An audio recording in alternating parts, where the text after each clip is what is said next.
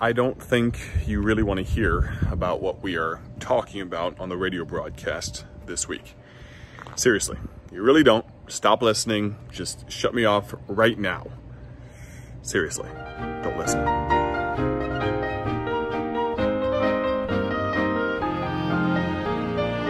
Welcome, my friends, to a new week of broadcasting. Thank you so much for taking of your time to listen in today. We are talking about a touchy subject, a controversial subject, and I'm excited to share it with you because we are going to be diving in from a biblical perspective. We are continuing in our discipleship studies. We are in lesson number 5. Of course, as always, these studies are completely free. You can get them on our website, BibleTractsInc.org. We are talking today about the enemy, talking about the devil, Lucifer, Satan. Now, I'll be honest with you, I don't much like talking about this subject, but I believe that it is necessary. And so let's jump in just a moment here. I'd like you to join me in 1 Corinthians chapter 10. 1 Corinthians chapter 10, I'll join you there in just a moment. Before I do, let me tell you about something that I want to offer to you today. Everybody likes to get free things. I don't know about you, but I love to get free things. I think I can speak for everyone under the sound of my voice right now. We all like free stuff. And that's why I'd like to offer to you some of our tracts, completely free of charge. Now, if you're familiar with our ministry with Bible Tracts Inc., of course, you know that that's what we do. We provide tracts completely free of charge to people all over the world, to the tune of millions every year. But the tract that I'm talking about today is called this. It has a question mark. It says this: have you received God's gift? You know, God freely offers something to you, to each one of us. And the question is, the million-dollar question is, have you received God's gift? Because if you have not, then friend, then you are missing out on the greatest offering of a gift ever in the history of mankind. Have you received God's gift? It's a heavy question. I'd like you to pause for just a moment and think about that question. If you have not, I would love for you to contact us. Visit our website, BibleTractsInc.org.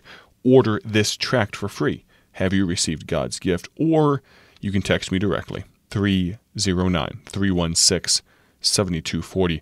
I'd love to hear from you, 309-316-7240. I'm feeling a little bit nostalgic today. My secretary opened up a drawer that maybe hasn't been open for a long, long time here at BTI and pulled out a folder. And it had some amazing accounts of people's salvations from years and years ago. The one I'm about to read you came to us October 27th, 1992. Think about that for a moment. Almost 28 years ago, this story, and I have the original piece of paper here where the person gave us a personal note. I'll just give you their first name. It's about Jeffrey and Susan. They live in the Milwaukee area, and this is the account of them accepting Jesus Christ as their personal Lord and Savior. Susan says this: I'm writing for my husband, Jeff. We both listen to your show on WVCY Milwaukee. I am at home with a new baby, 7 months old, and Jeff is able to catch various shows while he's driving during the day.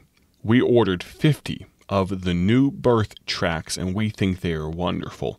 We've given them to all of our family members and friends in the mail since we live out of state for most of our family. Jeff works with senior citizens, so he shares the gospel with many and leaves a new birth tract with them. He has told me that a lot of times the people are so very grateful. He's also mentioned that he knows the Holy Spirit of God is at work in many of these situations. And of course, he also meets many unbelievers in the course of his workday, but he shares the gospel with them anyway. We both came to know the Lord earlier this year while awaiting the birth of our baby girl. She's healthy and just the neatest thing. That little baby girl, just parenthetically here, would now be 28 years old. Amazing. We know, she continues, God has guided us through all these years, and we learn something new just about every day. We think He's a pretty neat God too, and we look forward to growing in His Word. Could you please send us 50 more tracts? We're just about out. Thank you very much.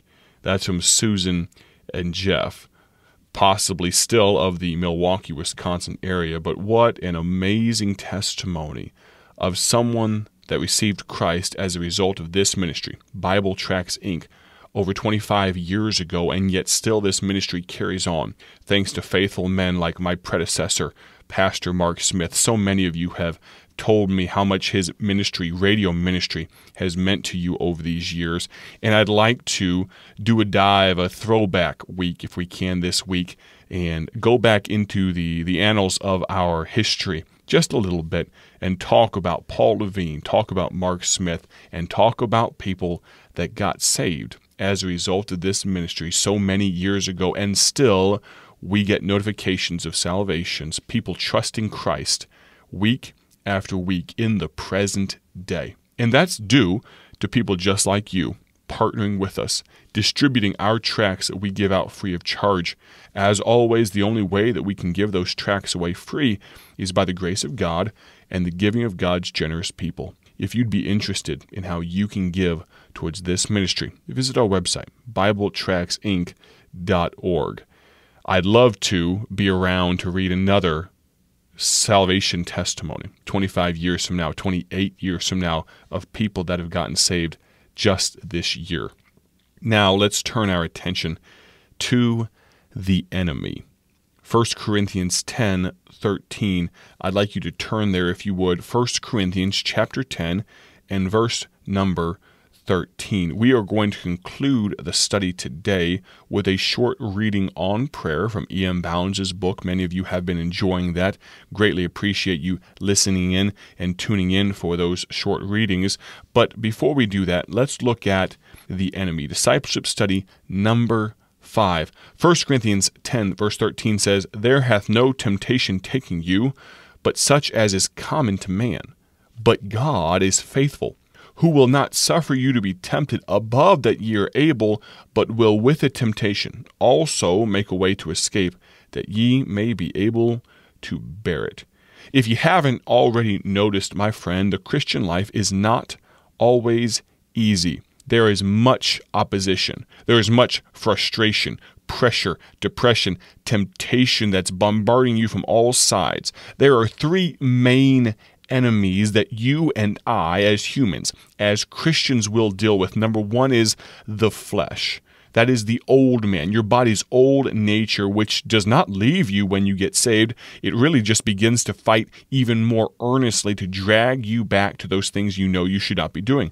Number two is the world, the system of evil that the majority of people follow. I'm not talking necessarily about some shadowy government agency whose only goal is to trip you up and cause you to do wrong. I'm just talking about the world as a whole.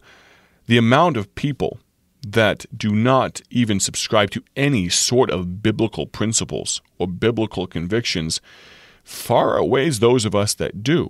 That does not mean that we need to give up and quit. That means we need to fight even more in earnest. Number three, the last enemy we are going to talk about is the devil. And even though these enemies are so strong and they fight against us so heavily, we have this promise from God in 1 Corinthians 10:13 that there hath no temptation taken you but such as is common to man. But God is faithful, who will not suffer you to be tempted above that ye are able, but will with the temptation also make a way to escape, that ye may be able to bear it.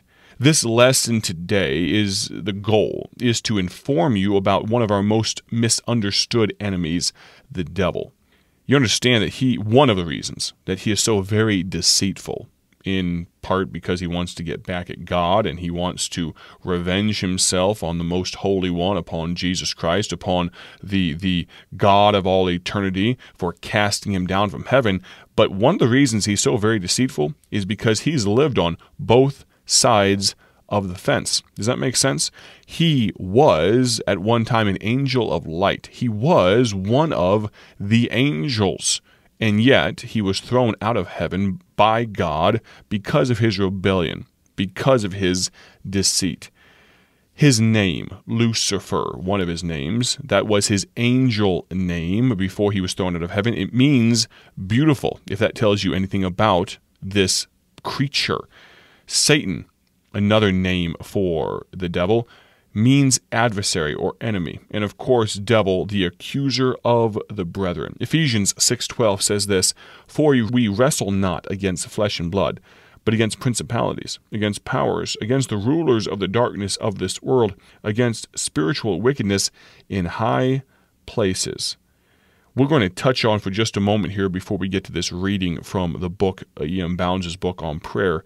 Let's look at his beginning. I'd like for you to do today, before we really dive into this tomorrow, I'd like you to read this passage, Isaiah 14, that's Isaiah chapter 14, verses 12 through 17. I'm going to join you there tomorrow as we go beyond the tract for our Tract and Truth Tuesday, but I'd like for you to do just a little bit of advance work, save ourselves some time from the 15-minute Bible study we have tomorrow as we continue in Discipleship Study number 5 on the enemy. Isaiah 14, verse number 12 through 17. I'll tell you this, Satan has no body. He is a spiritual being. As such, that does not mean that he has no impact on the world. He has a great impact on the world. And I don't mean great as in good. I mean a massive impact. We're going to talk about that tomorrow.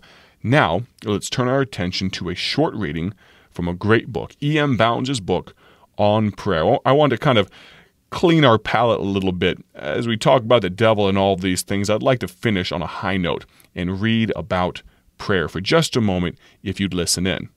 We have a reading today from chapter number 4 from this book. Great little thought. Here's what it says. "It is wonderful how a matter that looked very dark will in prayer become crystal clear by the help of God's Spirit. I think Christians fail so often to get answers to their prayers because they do not wait long enough on God. They just drop down and say a few words and then jump up and forget it and expect God to answer them.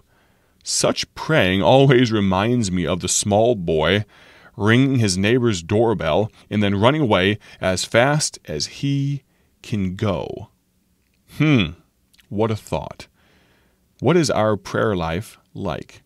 Do we truly wrestle with God as Jacob, or later known as Israel, did? Do we truly contend for that which we are asking? What's our prayer life like?